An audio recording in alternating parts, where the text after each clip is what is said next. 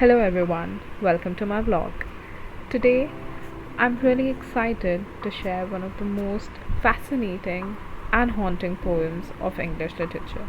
It's also one of my favorites that I studied while I was doing my graduation. It's called The Tyger by William Blake. This isn't just going to be a plain recitation, but in this video, I will first recite the poem with some animated visuals, and then I'll explain the meaning, the poetic devices, the rhyme scheme, and the structure. So, if you stay with me until the end, you'll walk away not just enjoying the beauty of the poem but also understanding it completely. Tyger, Tyger, burning bright in the forests of the night, what immortal hand or eye could frame thy fearful symmetry? In what distant deeps of skies burned the fire of thine eyes? On what wings did he aspire? What the hand dare seize the fire? And what shoulder and what art could twist the sinews of thy heart when thy heart began to beat? What dread hand and what dread feet? What the hammer, what the chain, in what furnace was thy brain? What the anvil, what dread grasp, dead's deadly terror's clasp? When the stars threw down their spears and watered heaven with their tears, did he smile his work to see? Did he, who made the lamb, make thee? Tyger, Tyger, burning bright in the forest of the night, what immortal hand or eye dare frame thy fearful symmetry? And that, my friends, was William Blake's poem, The Tyger. Now, let's break it down and really understand what this powerful poem is all about. Firstly, let's start with the meaning and theme of the poem. The tiger is not just a description of an animal. Blake is using the tiger as symbol of power, danger, and divine mystery. He's asking, if God created the gentle and innocent lamb, did that same God also create this terrifying tiger? The poem reflects on the duality of creation, like innocence and experience, light and dark, beauty and terror.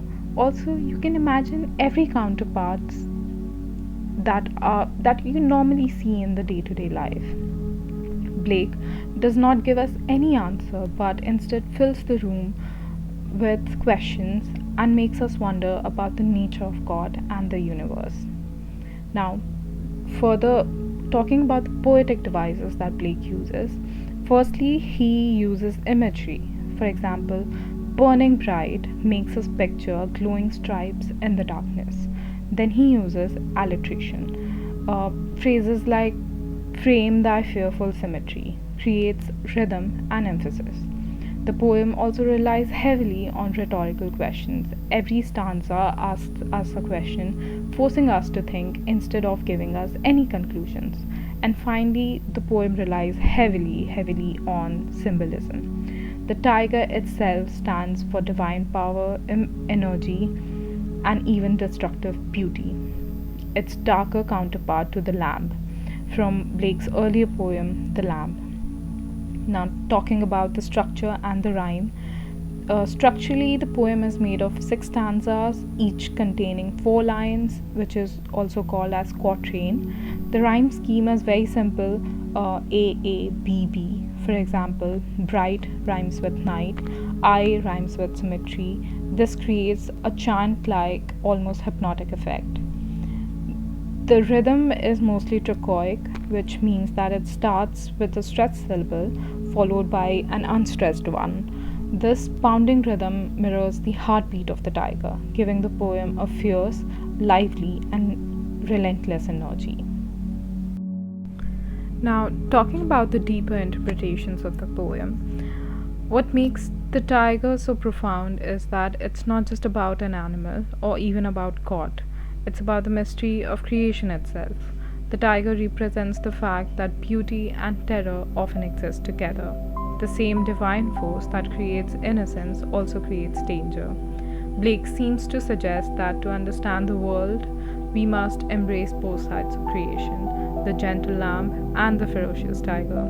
The question and the poem are never answered because Blake wants us to keep questioning and to keep wondering about the mysteries of existence. Thank you so much for watching and listening to this exploration of William Blake's The Tyger.